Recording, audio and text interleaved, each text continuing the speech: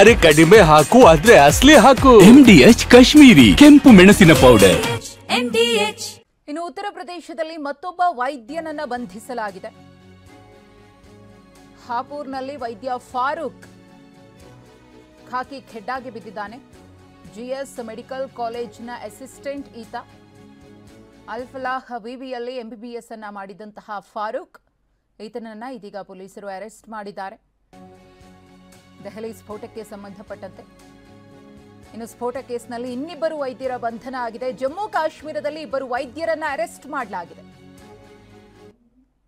ಸದ್ಯಕ್ಕಂತೂ ವೈದ್ಯರ ಕೈವಾಡವೇ ಈ ಉಗ್ರ ಕೃತ್ಯದಲ್ಲಿ ಹೆಚ್ಚಾಗಿ ಕಂಡು ಬರ್ತಾ ಇದೆ. ಯಾರು ಕೃತ್ಯವನ್ನ ಎಸಗೋದಕ್ಕೆ ಪ್ಲಾನ್ ಅನ್ನ ಮಾಡಿದ್ರೋ ಅವರು ವೈದ್ಯರನ್ನೇ ಹೆಚ್ಚಾಗಿ ಬಳಸಿಕೊಂಡಿದ್ದಾರೆ ಅನ್ನೋದು ಕೂಡ ಇಲ್ಲಿ ಗೊತ್ತಾಗ್ತಾ ಇದೆ. ಇದುವರೆಗೂ ಕೂಡ ಬಂಧಿಸಲ್ಪಟ್ಟಂತಹ ಶಂಕಿತರ ಪೈಕಿ ವೈದ್ಯರೇ ಹೆಚ್ಚಿದ್ದಾರೆ. ಉಗ್ರರು ಬಳಕೆ ಮಾಡಿದ್ದ ಮತ್ತೊಂದು ಕಾರು ಪತ್ತೆಯಾಗಿದೆ. ಮೂರನೇ ಕಾರು ಮಾರುತಿ ಬ್ರೀಜಾ ಪತ್ತೆಯಾಗಿದೆ. ಅಲ್ಫಲಾಹ್ ವಿವಿ ಬಳಿ ಬ್ರೀಜಾ ಕಾರು ಪತ್ತೆಯಾಗಿರುವುದು. ಹ್ಯುಂಡೈ i20 ಇಕೋ ಕಾರು ಬಳಿಕ ಇದೀಗ ಮತ್ತೊಂದು ಕಾರು ಪತ್ತೆಯಾಗಿದೆ. ದೆಹಲಿಯ ಕೆಂಪುಕೋಟೆಯ ಬಳಿ i20 ಕಾರು ಸ್ಫೋಟಗೊಂಡಿತ್ತು. ಫರೀದಾಬಾದ್ನಲ್ಲಿ ಇಕೋ ಸ್ಪೋರ್ಟ್ಸ್ ಕಾರು ಪತ್ತೆಯಾಗಿತ್ತು.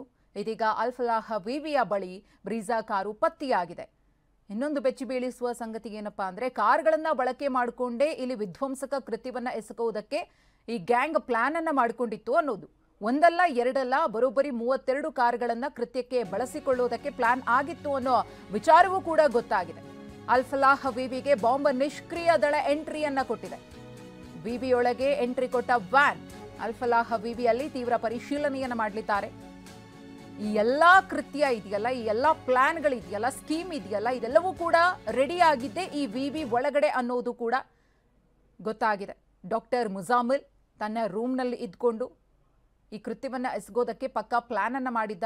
ಈಗಾಗಲೇ ಆತನ ರೂಮ್ನಲ್ಲಿ ಡೈರಿಯನ್ನು ಕೂಡ ವಶಕ್ಕೆ ಪಡೆಯಲಾಗಿದೆ. ಅದರಲ್ಲಿ ಕೋಡ್ ವರ್ಡ್ಸ್ ಇದೆ. ಆಪರೇಷನ್ ಅನ್ನೋ ಹೆಸರನ್ನ ಮೆನ್ಷನ್ ಮಾಡಲಾಗಿದೆ. ಒಂದು ಕಾರ್ ಕೂಡ ಮಾರುತಿ ಬ್ರೀಜಾ ಕೂಡ ವಿವಿಯ ಆವರಣದಲ್ಲಿ ಸಿಕ್ಕಿದೆ. ಈಗ ಮತ್ತಷ್ಟು ತನಿಖೆ ಚುರುಕುಗೊಂಡಿದೆ ವಿವಿಯಲ್ಲಿ. ಉಗ್ರ ಡಾಕ್ಟರ್ ಉಮರ್ನ ಮತ್ತೊಂದು ವಿಡಿಯೋ ಲಭ್ಯವಾಗಿದೆ. i20 ಕಾರ್ನಲ್ಲಿ ಟೋಲ್ ದಾಟಿದ್ದ ಉಗ್ರ ಡಾಕ್ಟರ್ ಉಮರ್. ಫಾಸ್ಟ್ಯಾಗ್ ಇಲ್ಲದೆ ನಗದು ಪಾವತಿ ಮಾಡಿದ್ದ ಡಾಕ್ಟರ್ ಉಮರ್. i20 ಕಾರಿನ ಹಿಂಬದಿಯ ಸೀಟ್ನಲ್ಲಿ ದೊಡ್ಡ ಬ್ಯಾಗ್ ಕೂಡ ಪತ್ತೆಯಾಗಿದೆ. ಮಾಸ್ಕ್ ಧರಿಸಿ ಕಾರು ಡ್ರೈವ್ ಮಾಡ್ತಿದ್ದ ಉಮರ್. ಗಮನಿಸ್ತಾ ಇದ್ದೀರಿ, ಇದು ಟೋಲನ್ನು ದಾಟುವಂತಹ ಸಂದರ್ಭದಲ್ಲಿ ಆತ ನಗದನ್ನ ಪೇ ಮಾಡಿ ಟೋಲನ್ನು ಕ್ರಾಸ್ ಮಾಡಿರುವಂತಹ CCTV ದೃಶ್ಯ. ಹಿಂಬದಿಯ ಸೀಟ್ನಲ್ಲಿ ಒಂದು ದೊಡ್ಡ ಬ್ಯಾಗ್ ಇದೆ. ಅದರಲ್ಲೇ ಸ್ಫೋಟಕ ಇರುವಂತಹ ಸಾಧ್ಯತೆ ಇದೆ. ಡಾಕ್ಟರ್ ಉಮರ್ ಮೊಹಮ್ಮದ್ ಒಬ್ನೇ ಇದ್ದ. ಆತನೇ ಡ್ರೈವ್ ಮಾಡ್ತಿದ್ದ. ತನ್ನ ಮುಖಚಹರೆ ಗೊತ್ತಾಗಬಾರದು ಅಂತ ಮಾಸ್ಕ್ ಅನ್ನ ಧರಿಸಿದ್ದ ಡಾಕ್ಟರ್ ಉಮರ್. ಕಾರು ಸ್ಫೋಟಕ್ಕೂ ಮುನ್ನ ದೆಹಲಿಯನ್ನ ಸುತ್ತಿದ್ದ ಡಾಕ್ಟರ್ ಉಮರ್. ಉಮರ್ ಓಡಾಟದ ದೃಶ್ಯ CCTVಯಲ್ಲಿ ಸೆರೆಯಾಗಿದೆ. ದೆಹಲಿಯ ಆಸಿಫ್ ಅಲಿ ರಸ್ತೆಯಲ್ಲಿ ಉಮರ್ ಓಡಾಡಿದಂತಹ ರಸ್ತೆಯಲ್ಲಿ TV9 ಪ್ರತ್ಯಕ್ಷ ವರದಿ.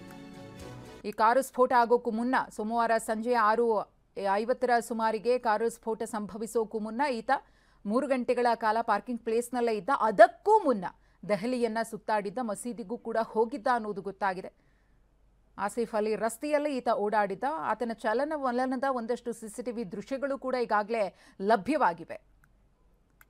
ನಮ್ಮ ಪ್ರತಿನಿಧಿ ಮಹೇಶ್ ಒಂದು ಪ್ರತ್ಯಕ್ಷ ವರದಿ ಕೊಟ್ಟಿದ್ದಾರೆ, ನೋಡೋಣ.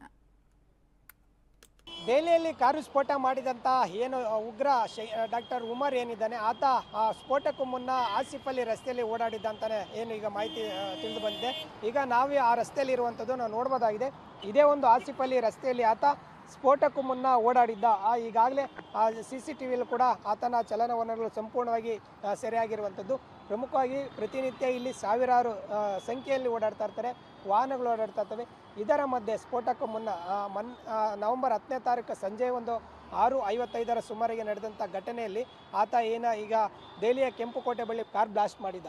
ಈ ಹಿನ್ನೆಲೆಯಲ್ಲಿ ಆ ಸ್ಫೋಟಕ್ಕೂ ಮುನ್ನ ಈ ಒಂದು ರಸ್ತೆಯಲ್ಲಿ ಓಡಾಡಿದ್ದ ಅನ್ನೋದು ಕೂಡ ಈಗ CCTVಯಲ್ಲಿ ಸೆರೆಯಾಗಿದೆ.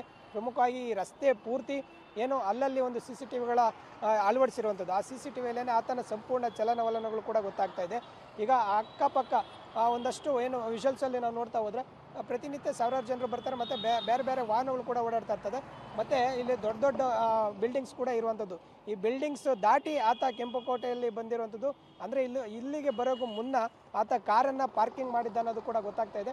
ನನ್ನ ಎಡಭಾಗದಲ್ಲಿ ಕೂಡ ಏನೋ ಒಂದು ಲೋಕನಾಯಕ ಆಸ್ಪತ್ರೆ ಕೂಡ ಇರುವಂಥದ್ದು. ಅಲ್ಲಿ ಆ ಒಂದು ಈಗ ಅಲ್ಲಿ ಪ್ರತಿನಿತ್ಯ ರೋಗಿಗಳು ಕೂಡ ಬಂದು ಹೋಗ್ತಾರೆ. ಇದರ ಮಧ್ಯೆ ಈತ ಇಲ್ಲಿ ಓಡಾಡಿರುವಂಥದ್ದು ಸಾಕಷ್ಟು ಅನುಮಾನ ಮೂಡಿಸಿದೆ.